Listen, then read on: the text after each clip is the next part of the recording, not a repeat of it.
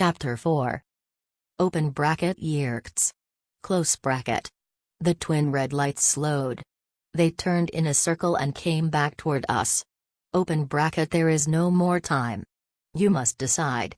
Close bracket. We have to do this, Tobias said. How else can we fight these controllers? This is so insane. Marco said. Insane. I'd like more time, but we don't have that choice, Rachel said. I'm for it. What do you say, Jake? Cassie asked me. It was odd. Like suddenly I was the one who had to decide for everyone. I looked up at the Yerk ships. What had the Andalite called them? Bug fighters? They were circling closer, like dogs sniffing for a scent. I looked down at the Andalite and remembered the picture of his family. Would they even know what had happened to him? I looked at each of the people around me, my usually funny, occasionally annoying best friend, Marco, Rachel, my smart, pretty, confident cousin, and Cassie, who everyone knew liked animals more than she liked most people. Finally, I looked at Tobias. It was weird, the feeling I had at that moment, staring at him. A chill or something. We have to, Tobias said to me. Slowly I nodded. Yes. We have no choice. Open bracket. Then each of you, press your hand against one of the sides of the square. Close bracket. We did. 5 hands, each pressed against one side. Then a 6th hand, different from ours, with too many fingers. Open bracket. Do not be afraid, close bracket. The Andalite said. Something like a shock, only pleasurable, seemed to run through me. A tingle that almost made me laugh. Open bracket. Go now, close bracket. The Andalite said. Open bracket. Only remember this, never remain in animal form for more than 2 of your Earth hours. Never. That is the greatest danger of the morphing. If you stay longer than 2 hours you will be trapped, unable to return to human form. Close bracket. 2 hours, I repeated. Suddenly some new fear washed through the Andalite's mind. Linked as I was to him, I could feel it as a dread that crawled up my spine. He was staring up at the sky with his main eyes. Something else was up there with the bug fighters. Open bracket. Visser 3. He comes. Close bracket. What? I was shaking with this new terror. What's a Visser? Who's a Visser? Open bracket. Go now. Run. Visser 3 is here. He is the most deadly of your enemies. Of all Yerks he alone has the power to morph, the same power you now have. Run. Close bracket.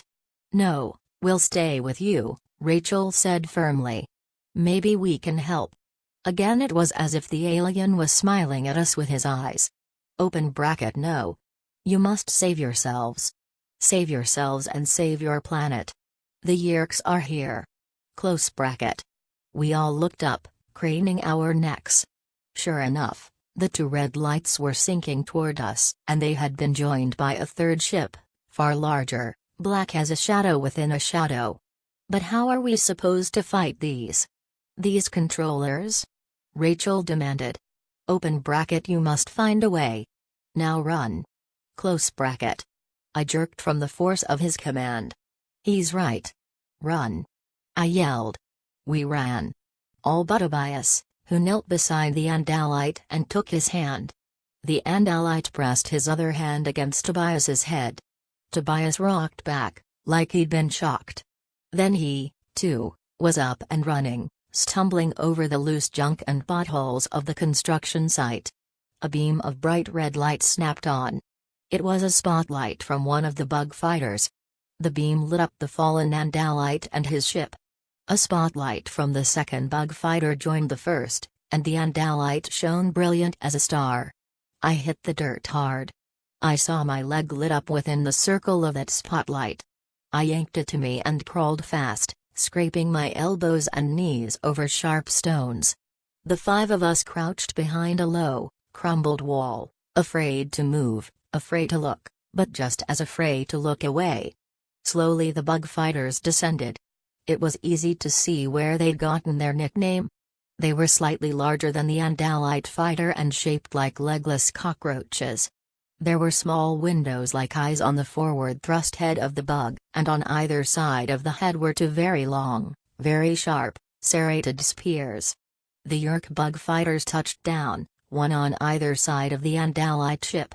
"Okay, you can wake me up now," Marco said in a rattled whisper. "I've had enough of this dream." The larger ship began to descend. I don't know what it was about that ship, but as it got closer I started to feel like I couldn't breathe. I tried to suck in a deep lungful of air and couldn't. I tried to swallow and couldn't. I wanted to run, but my legs were jelly. I was shaking from a fear so deep it was like nothing I'd ever experienced before. It was the same fear that the Andalite had shown when he'd realized Visser 3 was coming. The ship settled toward the ground. It looked like it was going to land directly on a big rusted earth mover parked there. But as the Visser's ship descended, the earth mover just sizzled and disappeared. Visser 3's ship was built like some ancient weapon. It reminded me of one of those battle axes the old-time knights used when they were hacking off the heads of their foes. There was a main part, like the handle of the axe, with a big, triangular point on the front. That part had to be the bridge. At the rear were two huge, scimitar wings. It was 8 or 10 times the size of the bug fighters. The blade ship landed. A door opened. Cassie started to scream. I clamped my hand over her mouth. They leaped from the ship, whirling and thrusting and slicing the air, creatures that looked like walking weapons. They stood on 2 bent back legs and had 2 very long arms. On each arm there were curved horn blades growing out of the wrist and elbow. There were other blades at their bent back knees, and 2 more blades at the end of their tails. They had feet like a Tyrannosaurus Rex. But it was the head that got your attention, a neck like a snake, a mouth that was almost a falcon's beak, and, from the forehead, 3 dagger-like horns raked forward. Open bracket Hork-Bajir controllers. Close bracket. I jumped, hearing the Andalite's words in my mind again. They were fainter than before, strained, like someone yelling from far away. "Did you guys?" I asked. Rachel nodded. "Yeah. Open bracket the Hork-Bajir are good people, despite their fearsome looks," close bracket the Andalite said. Open bracket but they have been enslaved by the Yeerks. Each of them now carries a Yeerk in his head. They are to be pitied. Close bracket. Pity. Right, Rachel said grimly. They're walking killing machines. Look at them. But our attention was drawn away by a new form that crept and slithered and shimmied out of the blade ship. Open bracket Taxxon controllers, close bracket the Andalite said. I knew he was trying to tell us all he could, even to the end. Trying to prepare us for what we were up against. Open bracket the Taxxons are evil. Close bracket. Yeah, Marco muttered. I think I would have guessed that. They were like massive centipedes, twice as long as a grown man. So big around that if you try to hug one, your arms wouldn't make it even halfway. Not that anyone would ever want to. They had dozens of legs that supported the lower 2/3 of their bodies. The top third was held upright, and there the rows of legs became smaller, with little lobster claw hands. Around the top of their disgusting, tubular bodies were 4 eyes, each like a wiggling globule of red jello. And at the very end, pointing straight up in the air, was a round mouth, ringed by hundreds of tiny teeth. Hork-Bajir and Taxxons poured from the blade ship, spreading out around the area like well-trained marines. They were holding small, pistol-sized things that were definitely weapons. They formed a ring around the Andalite and his ship. Suddenly, one of the Hork-Bajir came straight toward us. He took one big, bounding step and he was practically on top of us. I hugged the dirt like it was my last hope. I wished I could dig a hole. I saw a flash of Marco's face. His eyes were huge. His lips were drawn back in what could have been a grin, except that I knew it was an expression of pure terror.